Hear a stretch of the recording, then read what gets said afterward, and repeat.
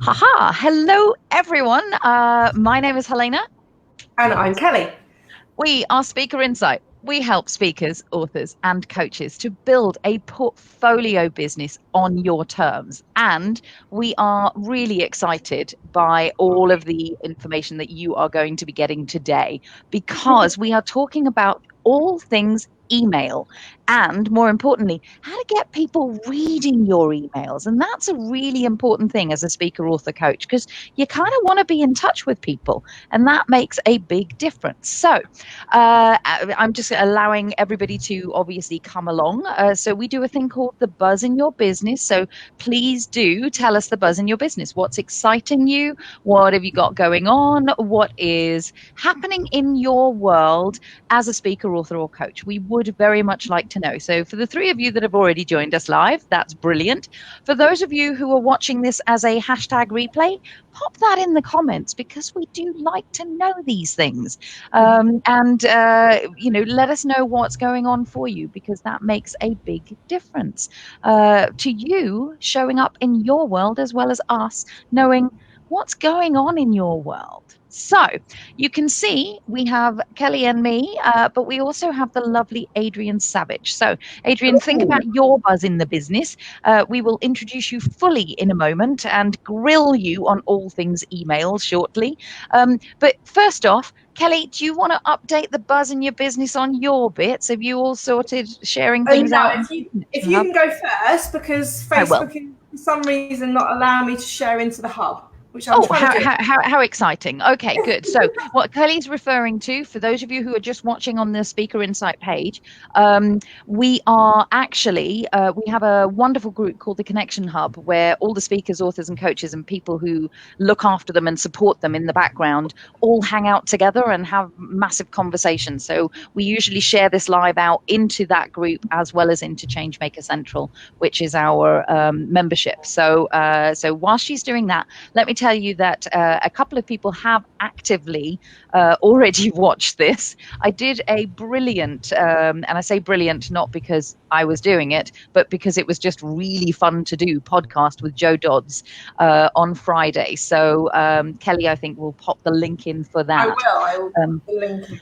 But the great thing about, again, it's this whole thing that we invite you to do. So Jo is about to, she runs a podcast on a regular basis, and she's about to ask inside the Connection Hub for people to actually attend or be on her podcast. And that's the kind of thing that happens inside the Connection Hub. Lots of opportunities for you to do your thing and be seen and heard out in the world. So if you want to know a little bit more about me, as well as get, oh my goodness me, we went into sort of tech heaven space around all the types of apps and things that you could do to help you be more effective, efficient and productive.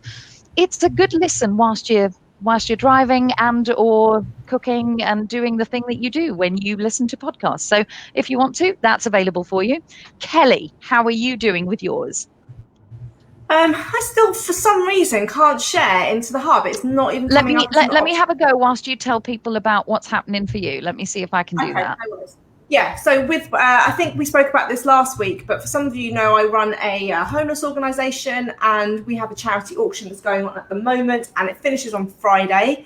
But on Friday we have a big closing party. So we've got Misha Paris performing, we've got some other great artists, we've got interviews, we've got Jane Lee Grace, who's in the hub, who's hosting it, and we've got some awesome lots still up for availability. So things like, signed football memorabilia, cricket memorabilia, Elton John VIP tickets, Coldplay signed albums, holidays to turkeys, everything you can basically think about. So I'm going to put the link in there so you can check out the auction, and also you're welcome to join our closing party on Friday and be part of all the live music and everything that's going on there.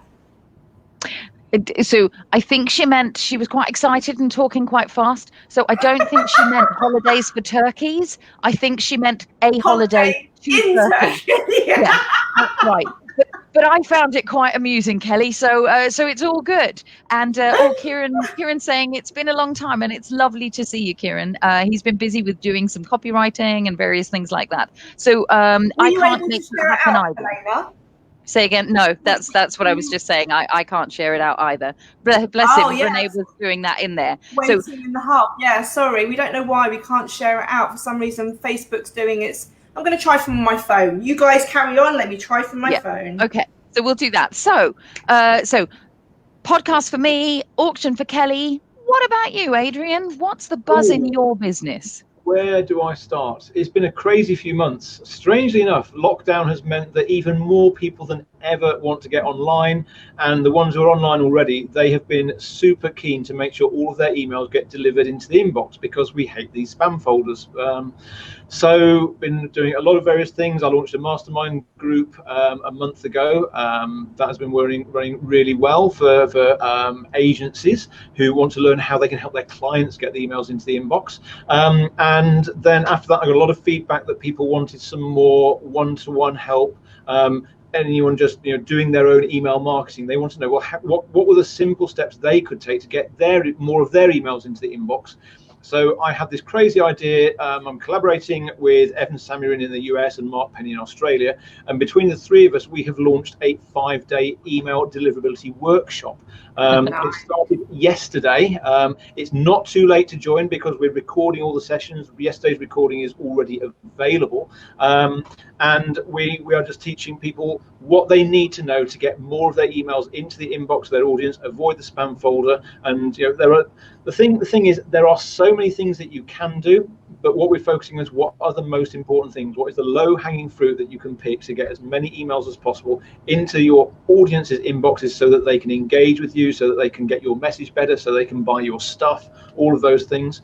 And yeah, it's probably the best promotion that I've ever run. I'm still fairly a newbie in the proper online marketing world. I spent so long helping other people, and it's only more recently that I've been doing it for myself. Come on, Adrian, we ran a £250,000 launch together, right? Absolutely. For other people. It's always the plumber with their own leaky tap, isn't it? So it's very nice that I'm now finally eating my own dog food, eating my own cooking, whatever phrase you prefer. And I'm getting some amazing results from my own emails. I'm getting great open rates, and this was obviously a good offer because I've only got a list of just over 1,000 people on my mailing list, and we've still had more than 30 people sign up, which to me that is really cool. That's good. If I had a larger list, then who knows what I could be doing. But I'm just happy to get the message out just to help as many people as possible. I ran a ridiculous offer and people signed up, they enjoyed it. And the best thing is it's not too late to join. So I'm going to get more detail later on, but yeah. Yeah, and what we're doing right now is basically giving them the foundations to know what that course is about, because most people have really put emails to the side for a lot of people. Yep. So this we wanted to bring you on because a couple of weeks ago, and I'll put this in the comments, or a week ago, I can't even remember, we did some training on doing email nurture campaigns and more about the onboarding side of things. And we know that one of the comments we get is, but my emails don't get open, my emails don't get even delivered. So that's why we knew it was really important to bring you on board so people can understand the tech and some of the mistakes that people make behind email marketing before they even get to write the copy and know what the content's going to be. So I'm going to shove that in the comments now. But let's get into some of the questions that I know. Let's kick it off. Lots of geeks together, us 3 geeks. We're going to talk for ages, and we want to make sure that we get we're going to be content. We're going to be really streamlined about this, and we're just going to give you all sorts of juicy goodness. So as you can hear, because I've taken my anti-geek pills, so I'm going to keep it nice and simple. I'm not going into too much techno babble because my should say are a few simple things that everyone can take into account. So it's not real deep techie stuff; it's the simple stuff. And that's actually where I wanted you just to kind of start. So we have obviously known Adrian for a long time, and one of the reasons that, some of the people that we put in front of you, we don't like to geek you out because we know that as speakers, authors and coaches, that stuff sort of, it just needs to be pushed aside a little bit so that you get why this is so important to you. And so Adrian is one of the people that really does know his email marketing inside and out. So why don't we start there, just so that everyone else, so they don't just have to trust us, they can actually hear from you why they should also listen to you. So tell us a tiny bit about your background, and mostly around this whole how you've become an expert in email marketing, because you've basically seen and done them all, haven't you? For a while, yes. I was probably born a geek. I've been a real geek since I was about 7 years old, when my dad brought a computer home with work and I had to teach him how to use it. And ever since then, I've been kind of marked for life. So did the whole go to university, do a computer science degree, join the corporate world, do lots of geeky things. And then I was lucky enough, it didn't seem like luck at the time, but it was, heavens, more than 10 years ago now, when my ex and my kids moved to the other end of the country. That was my big reason to suddenly change what I was doing. I quit my job. I discovered the entrepreneurial world. And I realized that a lot of people didn't necessarily understand how they could get the tech to work for them in their business, because people could understand marketing or what they needed to do, but they were all scared of the technology. And Adrian the Geek showed up with all this kind of, yeah, this sounds really cool, I can do that for you kind of approach. And it's just gone on from there, really. I learned things like Infusionsoft, more recently ActiveCampaign, other different email marketing platforms, and just how to make them work best for you.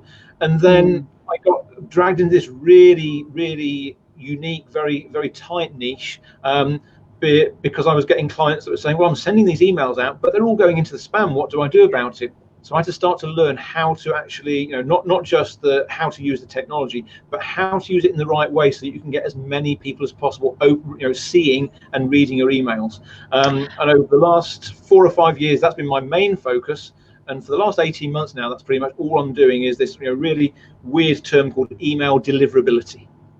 Which and the thing that I love, and this is what we always like to highlight, is that as a speaker, author, or coach, as someone who is kind of changing other people's worlds, which of course Adrian is wearing the hat that he's wearing, we love to highlight. And so I'm just, I'm making it really clear that whole, you start from one space, and you then over time look at trends, listen to what people are needing, and over time you niche down and niche down and niche down, so that you end up with just the one little thing that you are, and I say little thing in inverted commas, the one thing that you are focused on that supports people do amazing things, and it happens over time. So there's this fallacy, and I'm using this as a bit of a springboard, Adrian, sorry, I'm just going to say, because one of the things that we see a lot of the time is that you have to define it straight away, and you have to know what it is straight away.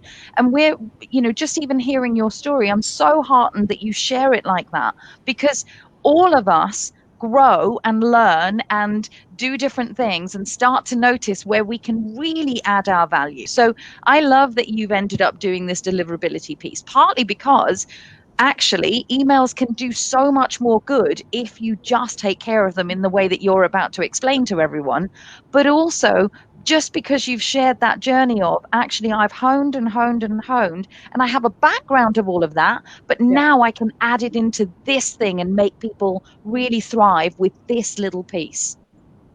Yeah, totally. And it's weird, because I think I was almost ignoring the message from the universe for so long, because it's like, there was this thing that I know something about, but no, I'm just going to go and do this bit over here instead. And sometimes you need to kind of trip over a few times before you realize, well, actually, if I do that thing that I can do, everything becomes easy. And I think it's fair to say 18 months ago, I was in a sticky situation. The business wasn't doing well. Suddenly, 18 months on, everything has changed. And it's just by focusing on one thing, sticking with it, and you found your everyone spot, basically. Absolutely, totally. Yeah. And looking at that, because as I say, a couple of weeks ago, we did run that training around emails, and I think a lot of our members, speakers, authors, and coaches specifically, are lost in the world of social media, right? So they're thinking that social media is everything to them. But when you look at, running groups and having pages, and the amount of eyes that you get seen on your content is so small now, like 3 to 5% of people will probably see your post, let alone take any action from it. So could you just educate people a little bit about why you think email marketing is something that they should be involving in their marketing strategy, why it's important, and how it competes with the world of social media? Yeah, definitely. The thing is, it's really interesting because I've seen so many changes. I remember I used to go to seminars 5 or 6 years ago when everyone was saying, "Oh, social media is a waste of time. Don't do it." And I was at that point, I was very much seeing the benefits of social media and sort of why were all the gurus saying don't do it. Yeah. And at that point, social media was a great place to be because not everybody was doing it, and the people that were on social media had the exposure. And now, we fast forward 5 or 6 years, and suddenly, we've lost control. Facebook, Twitter, Instagram, you're at the mercy of their algorithms. It doesn't matter if you've got 5,000 friends or 10,000 followers on your page. Then it's completely up to someone else as to who's going to see your content. And the thing that I really love about email is that you have a lot more control. Yes, there are other things you got to take into account, as we're going to talk about today, but it is much easier to get your email in front of people that want to see it rather than doing the same thing on social media. Yes, Facebook, Instagram, Twitter, all those things are really useful as a way of building your audience. But if you can get people to sign up for an email list and send them what they want, then as long as you're sending what they want to the people that want to see it, they're going to look out for your stuff and they're going to open it, they're going to consume it. And you don't have to worry about the algorithm changing and things like that. As long as people are engaging with your email, they will keep engaging. That's the big difference. With social media, we're at the whim of Mark Zuckerberg, and I've seen my reach go right down. I used to get lots of engagement on Facebook. I don't anymore. Email, on the other hand, it's just getting better and better and better for me. So it is. And I think it goes in cycles, doesn't it? Because if you think about it, if you think about marketing, we used to get all the stuff through our letterboxes, right? That was the junk mail. Then the junk mail went into our email system and it was junk mail. And now literally the whole of social media is like scrolling through loads of stuff that isn't relevant. And so we're going back, hardly, lumpy mail now is a great thing to do direct mail because most people don't get anything through their letterboxes. For sure. Big revive of actually what you're saying there, the word is control. We have control on what we send, who we send it to, and making sure it's relevant when we do it via email, because at least we know that it lands with that person if they're using your deliverability techniques, right? That's right. Absolutely. Because the thing is, the whole issue of spam and things like that hasn't gone away. On a typical day, there's around 500 billion email messages sent every single day. But the real shocking thing is that 85% of those, so we're talking about 425 billion emails every day, are considered spam. So only 15% of the emails that get sent are considered legitimate. But let's just clarify this. Yeah. Your clarification of spam, or let's say the internet's clarification of spam, is not our clarification of spam, right? So Correct. Can you just demystify what that is? I know, it's maybe a little bit off, but just so my spam is like, I don't like the content. It is important because, the reason that the mailbox providers, so the Gmails and the Hotmails and the G Suites and Microsoft 365 people, the reason that they are trying to hide all this spam from you is because you generally don't want to see it, because the simplest definition of spam is anything you don't want to see. It's not just Viagra emails. It might be something where someone else is sending you, a promo that they think you're interested in, but you've never asked for it. It doesn't matter whether someone's following the rules or not. If you receive an email that you don't want, then technically that's spam. And there's different streams of that. If people really think something's spam, they'll just vote with their feet and click the report spam button on their email client. But more often than not, most people don't do that. They just ignore it. So even though ignored email isn't technically classed as spam, then it's nearly as bad, because you just get your inbox filling up with, if you're on someone's mailing list and you're not interested anymore, then you don't really want to receive their emails, but people don't always unsubscribe. So you it's actually annoy them even more, don't you? By them not unsubscribing, you're actually just there going, but they don't do anything about it. So but actually what's really interesting, and this is the bit that I'm so excited about you talking to people about, is, and we will get onto this one, is that actually you do more harm by actually being one of the people that lands in the inbox in that way. So I love one of your calls to action more than anything around kind of the 90-day cleanse as such.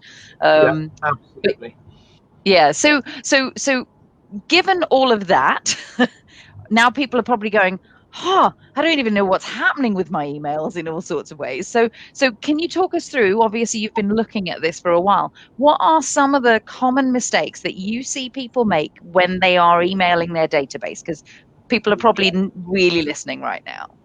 So the biggest mistake, I wrote a blog post about this a couple of weeks ago, because I've been talking about all these different bad types of email addresses, because if we get down into the techie bit, there's things like there's spam traps and there's bots and all these nasty techie things, and yes, they're bad, but the worst type of email that you can send, the worst type of email address that you can send to are the people that haven't opened your emails for a while. Because let's imagine for a second that the typical email audience, more than half of your audience probably lives on either Gmail or G Suite, another 10% on Microsoft, either Hotmail or Microsoft 365, another 10% on Yahoo. So we're talking 3/4 of a typical email list is controlled by these big three email providers. We've got Google, we've got Microsoft, we've got Yahoo. And what they're looking for is, particularly the free email platforms, they want to make money out of advertising. And the only way they're going to be able to display an advert to you is if you open an email. So they are not going to be that kindly disposed to showing your emails to people if they're not being opened. So that means that every time you send email to people that haven't opened anything in a while, then you're effectively, you're hurting your email reputation, because Google, as an example, will say, okay, so Kelly sent out an email to 20,000 people and only 10% of them have opened something. People obviously don't like Kelly's stuff. They're not likely to open her emails. So let's just start putting everything she sends into the spam folder, because she's mailing all the people that don't care. And that's it in a nutshell. The more people you're mailing that don't open your emails, the more you're hurting yourself. So it's all these unengaged people that you're continuing to mail. That's the biggest mistake you can make. And the world has changed so much. If we go back 5 years, then it was a very different world, wasn't it? You built the biggest email list you could, you just mail the hell out of it, and what was it? Until they buy, they die, or they unsubscribe. That was the old. And some people still do it now, and they wonder why they're getting an open rate of 3%. Yeah. Because it's just you keep up with the changes. So 2 things on that, Adrian. One, it'll be really good for you, because I know we know each other and we've spoken lots of times before, to give people an understanding of what a good open and maybe click-through rate of the industry average is, so they understand that. But 2, I really want to clarify, because I know when we spoke recently, this blew my mind, that I was like, okay, I'm using a CRM system of, say, ActiveCampaign, and the big boys, the Googles, the Hotmails, the Chromes of the world, have access somehow to know my open rates from my CRM system. And therefore, if my open rates are low, they will then put my emails into the people's spam folders, because it's looking at the engagement ratio. So this was like, first of all, that blew my mind. Secondly, it really highlights to our audience that data segmentation is important, right? To look at your email database, to actually start segmenting out the list and know who are your commonly open, people that open all the time, that are engaged, and then only start to mail to those people your newsletters, your broadcasts, your promos, blah, blah, blah, and maybe have this additional list as a side list that you might use for less important information, or maybe mail completely differently from a separate email address. So can you just clarify those 2 things, standard email open rates, and also what do people do with this list to data segmentate? Okay, so open rates is an interesting one, because you can't really compare your open rate with anyone else, because the joke that I normally make is I can double anyone's open rate overnight. I can double it in seconds, and the way that I'll double it is I will remove half of your email addresses from your audience. I will remove the ones that haven't opened anything for a while, and suddenly you're sending half as many emails. The same number of people are opening them. Guess what? You've just doubled your open rate.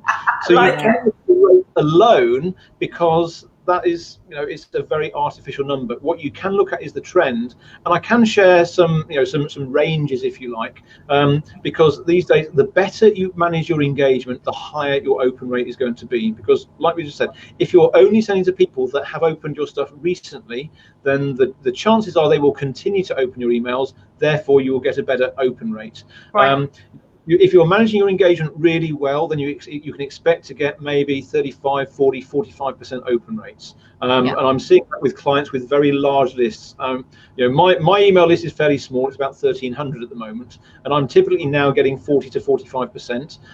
I cheated a little bit a couple of weeks ago. I had a very good subject line. That was the subject was just literally "Please help" with a little smiley emoji after it. I got nearly 62% open rate to my normal list. Nice. And I wouldn't expect to get that all the time, but it just goes to show when you're managing your engagement and you're being very careful what you send and how you send it, you can do really well.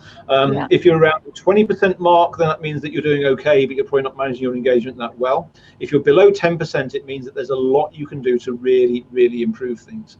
Okay. And I often talk I talk about a virtuous circle. And what I mean by that is the higher your open rates are, the more likely your other emails are to go into the main inbox rather than the spam folder. So keep having high open rates. The people that weren't seeing your emails before might start seeing them. So to start with, you reduce the number of people you're mailing and your open rate goes up, but it's the same number of people. But then after that, if your reputation is better, then more people will see it, and the open rate will stay the same. Your list gets bigger, and even more people then see and open your email. So the percentage is high, but then the real world numbers as well matter, and that's what makes the difference between staying the same and growing. And it's that bit that I really love. I love that you put the focus on, because actually it can be really tempting to go, well, it's just in the lock of the gods now, of the tech gods, sort of, and do it in that way. What I love about what you've just said, and I know you use an acronym for this, but reputation, your own reputation, is something that you can via emails, sort of your email reputation is something that you can be fully in charge of. It is not. So the invitation here for everyone listening is to not think of email as a passive thing, but think of it almost in the same way that you think of your social media engagement. You want to be thinking about email as an engagement piece rather than I'm sending an email, because I think there is a switch there that people aren't necessarily paying attention to. And it is this, I manage my email reputation, and that then allows me to be seen more and have more impact and effect, right? Yeah, absolutely.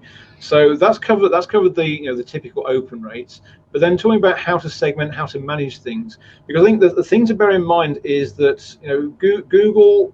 I'll use Google as the example because they're slightly ahead of the curve with this. Microsoft are always trying to play catch up and do what Google do. But Google were monitoring engagement management as early as 2012. I remember going to a conference back then, and people started sharing the evidence they had that Google was starting to play a much cleverer game. Right. So what Google are doing now is they're not necessarily looking at the data inside your CRM system, because obviously they, even Google aren't that clever. But what they're looking at is, let's supposing you've got a list of, say, 20,000 people that you send emails to. Yeah. And let's say half of those live on Google. So Google can see what's happening every time you send emails to 10,000 people that live on Google. Okay. So what they're doing is they're doing two things. The first thing they do is they do what's called personalized filtering. So what that means is, supposing I'm emailing both of you at the moment, and let's say that Helena, you don't really like my emails and you ignore me, which is a very mean thing to do, but that's what you're doing. Whereas Kelly, you're wrapping up everything that I'm sending and you're opening every single email. Now, after a few months of that, Google is going to realize what's happening, and Kelly, you will keep seeing my emails in your inbox, but Helena, Google will realize that you voted with your feet, you've got no interest in what I'm saying whatsoever, and they'll think, right, well, there's no point showing her Adrian's emails, let's just pop it in the spam folder, and then we're saving her the hassle. And that is exactly what they do at the personal level. Wow. But then it's just so interesting, because I'm sure a lot of you right now listening are going, oh, I just really like that person's stuff, but only now and then. So, sort of it's this whole thing of, actually, if I don't open it on a regular basis or over a period of time, if I just got busy and I wasn't necessarily reading the blogs or the things that they were putting out to me, then actually I might stop seeing them. Mm-hmm.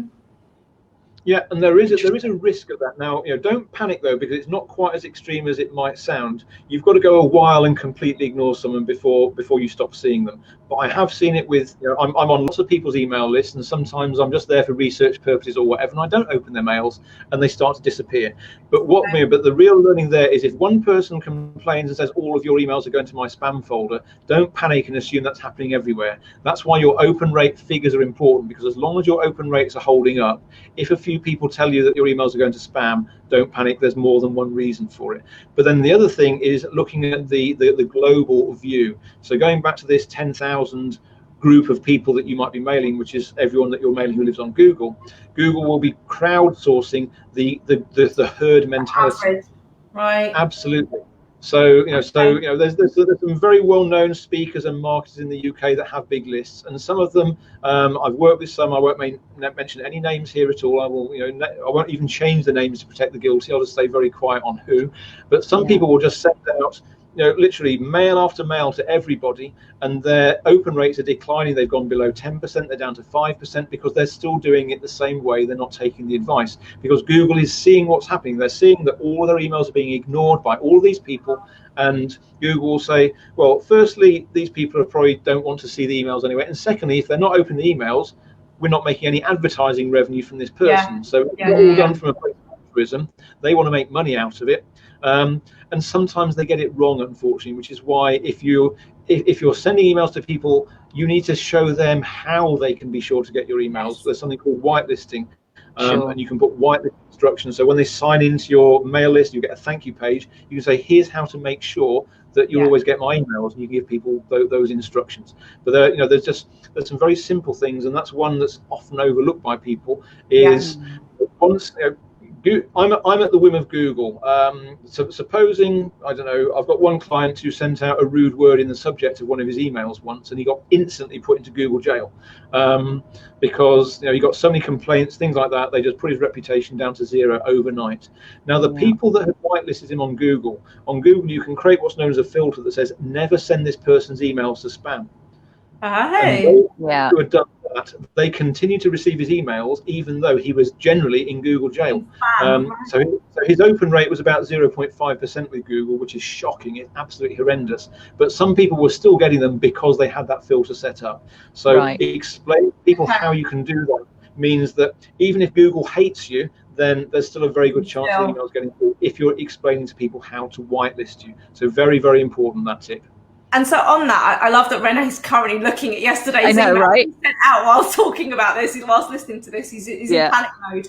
But there's again, I'm always going to have two questions, Adrian. There's one question related to what you just said, because I always have this query of what actually classes as an open. Like if I'm using Mac iMail and I'm scrolling through, but I don't double click and open an email, I'm just reading it on the screen, does that count as an open?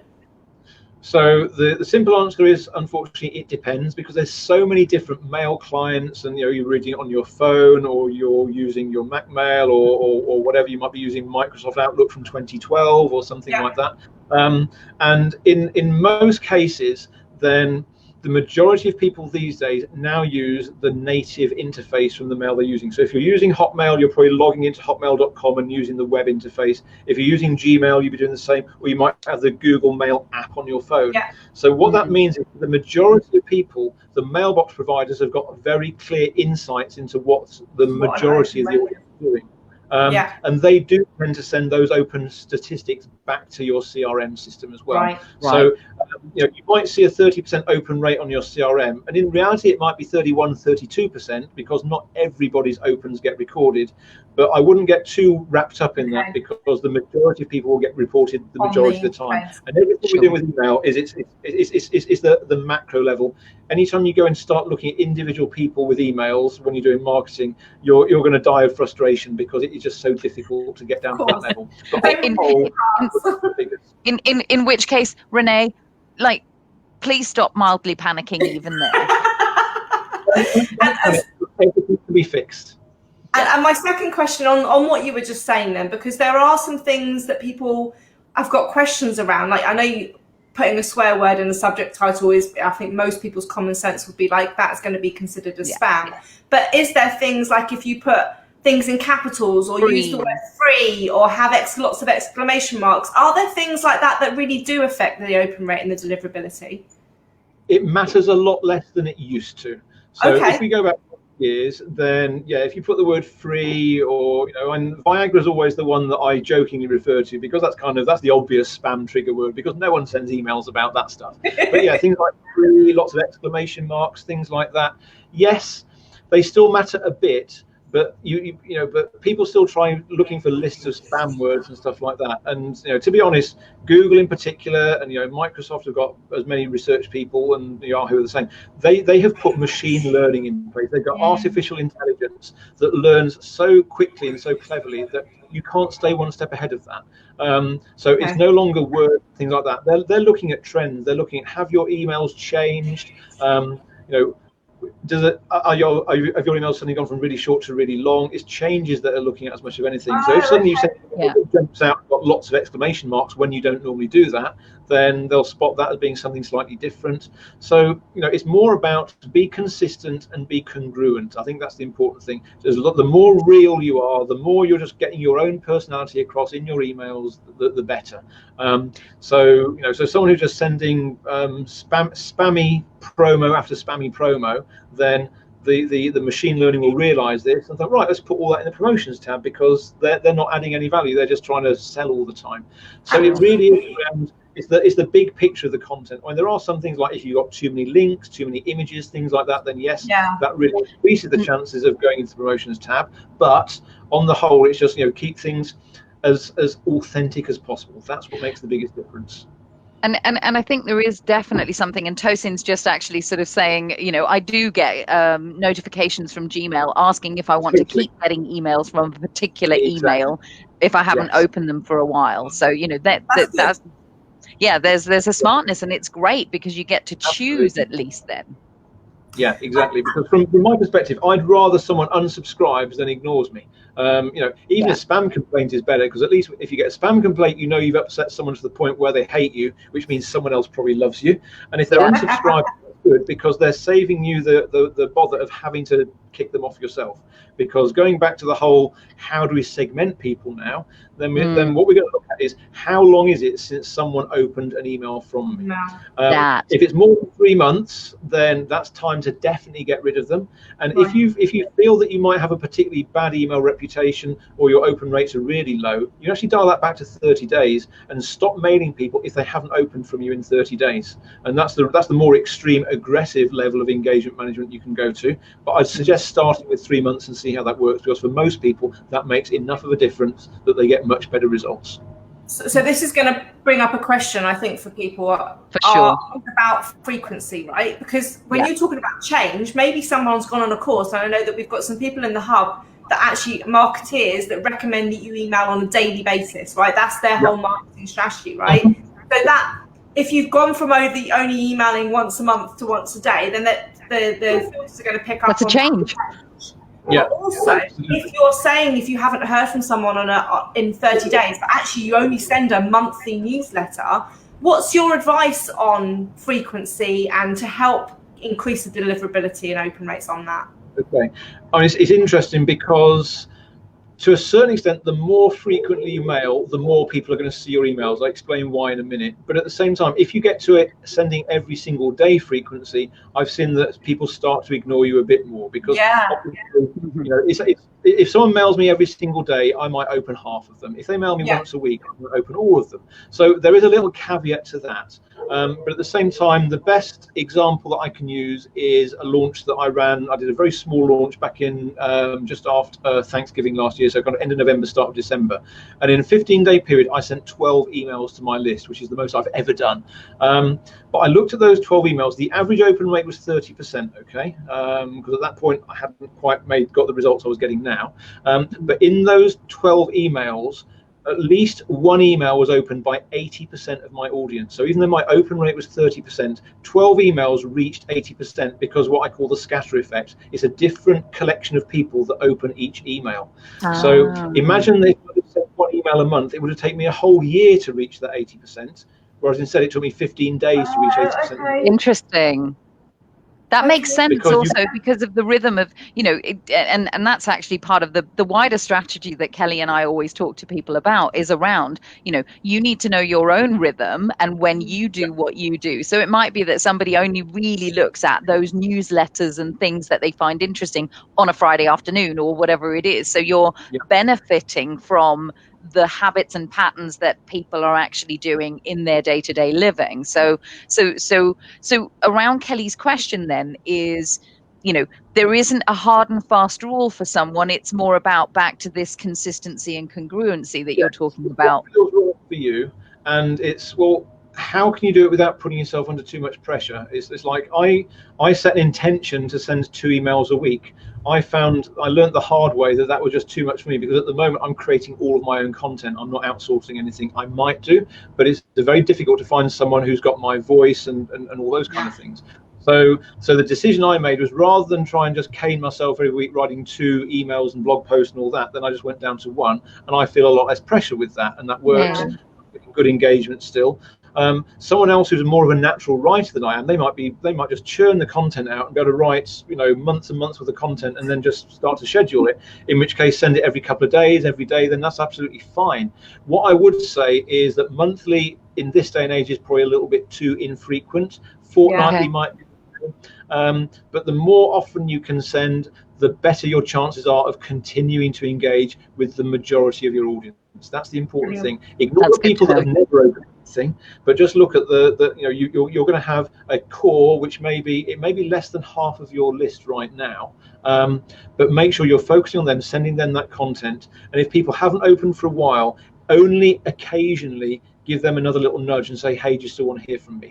Because after 90 days, they probably never will again. I typically, if I send what's known as a re-engagement email, or if I just mail the cold segment of my list that's 90 days or longer since they engage, I will get between a 2 or 3% open rate.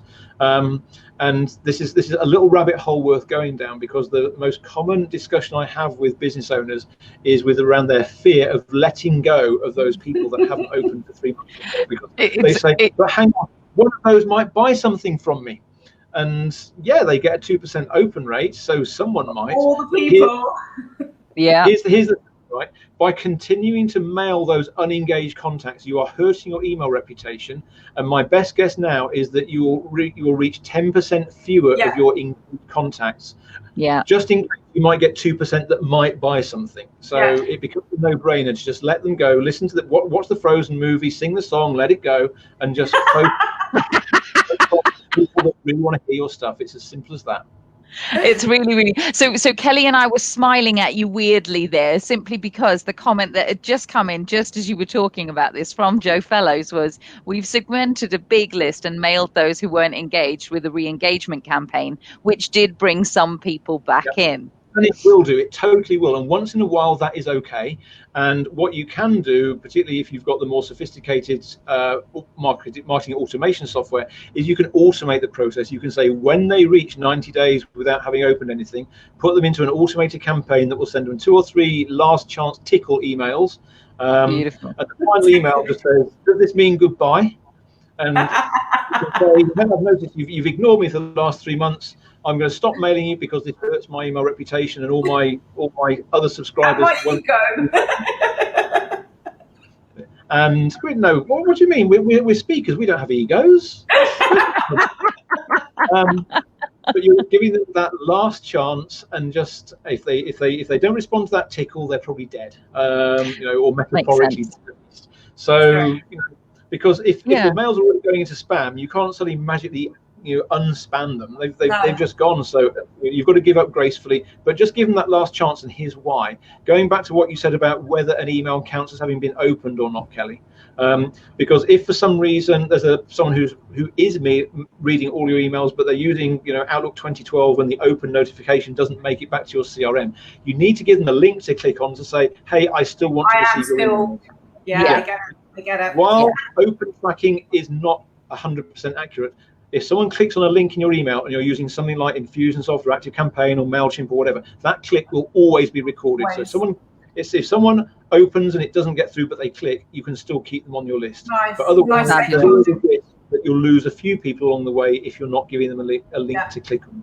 But that's why, you know, a typical email should always have a call to action, and you should be getting them to click on those links.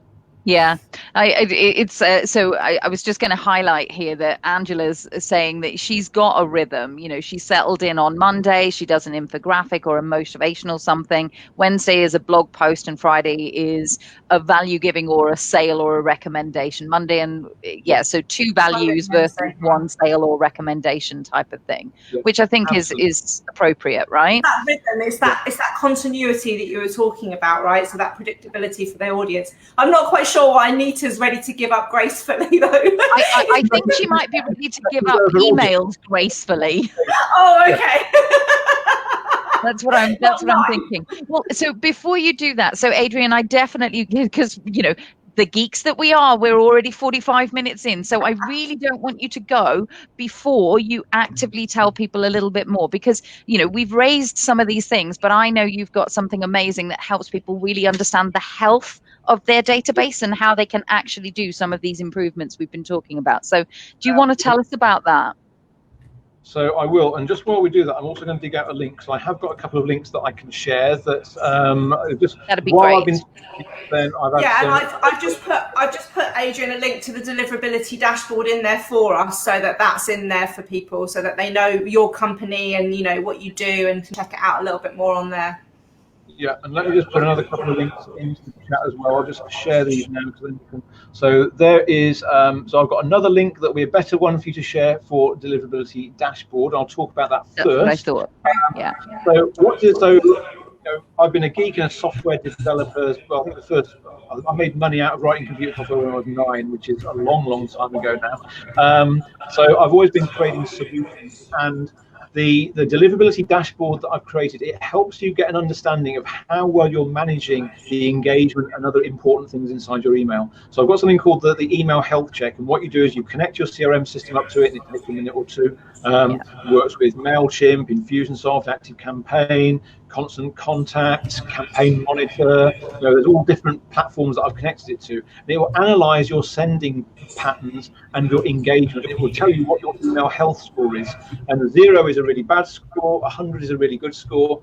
And that's based on how well your audience is engaging with you and how you're managing that engagement. It takes a few minutes to run. If you've got a really big email list, it might take a bit longer, but on the whole, it's a 5-minute job. It will give you a nice, simple result, and then it will explain how you can then go on and improve your score and manage your engagement. And also, unless you unsubscribe, you start getting my emails that have got hints and tips and blog posts of how to actually improve your deliverability as well. So that is a really cool. And just signed up for it. She's just signed up for the dashboard. That's what we like. I'm going to quickly grab another link, because we'll talk about this one in a second, but let me just make sure I have got that.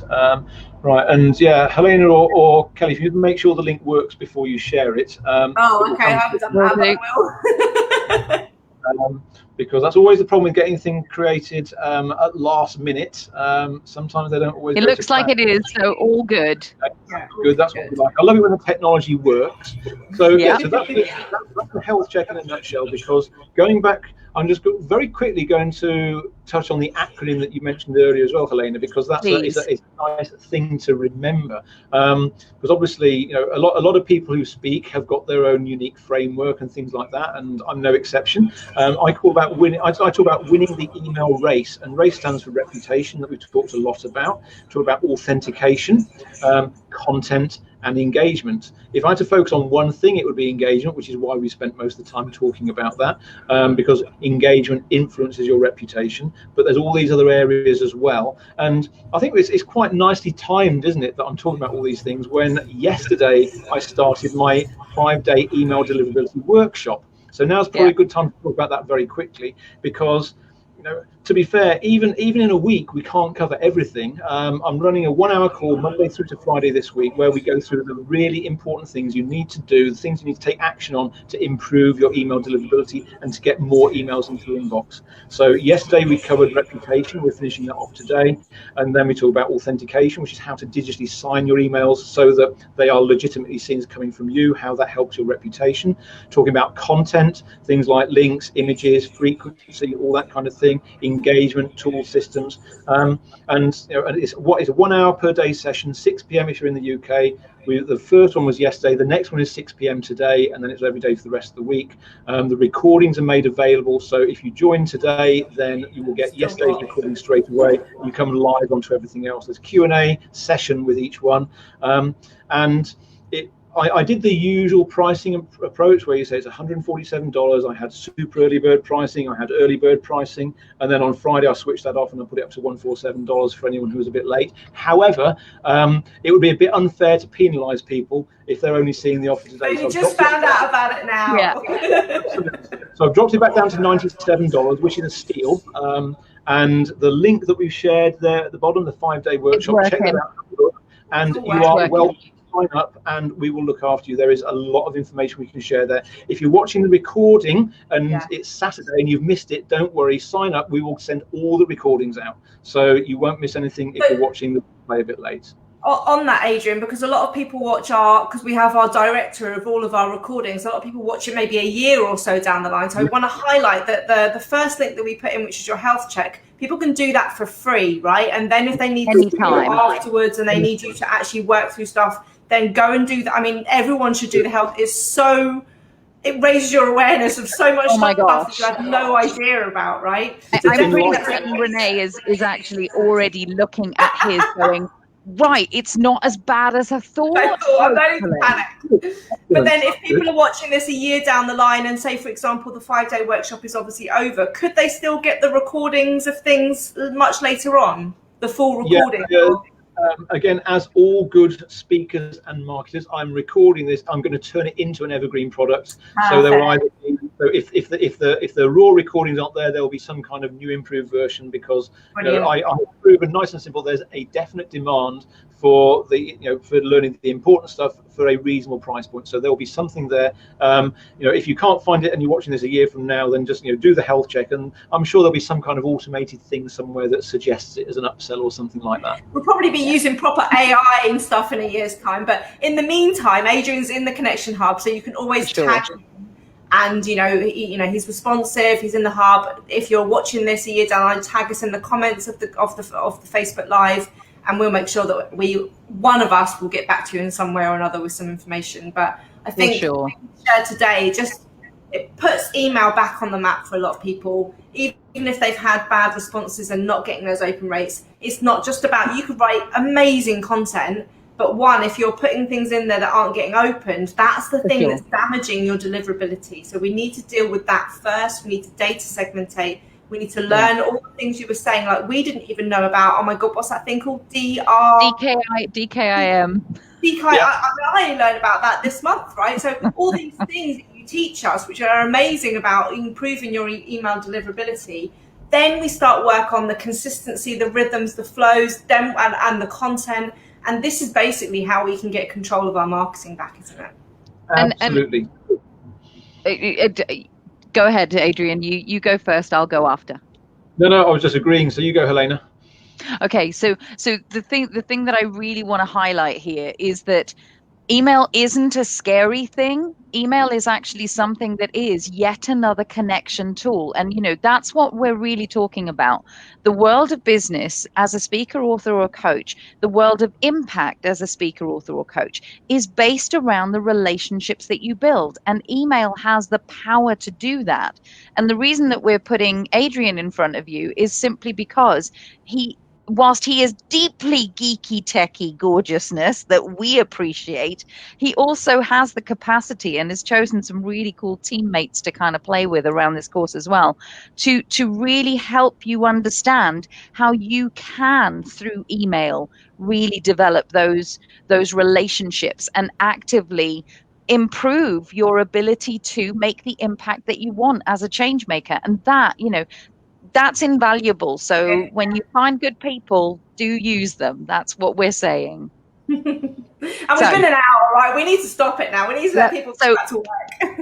Grateful thanks as ever to you, Adrian. And, whether you've watched live or whether you are watching this on the replay, do share your findings from your own deliverability dashboard, the stats that you have and that sort of thing. And just think about, how can I look to improve it just a tiny little bit?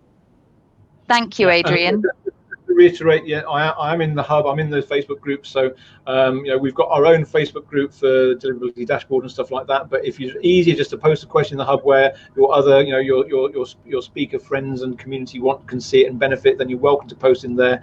A couple of times Kelly's very kindly tagged me. I'll put a few answers in there, and I'm quite happy to keep doing that and just share the knowledge, because if you can just take a couple of really simple things away from this, I can promise you it will make a massive, massive difference. So please do at least one thing from watching this. And do put your Facebook group URL in the comments when we finished, Adrian, so people can go straight to your group as well.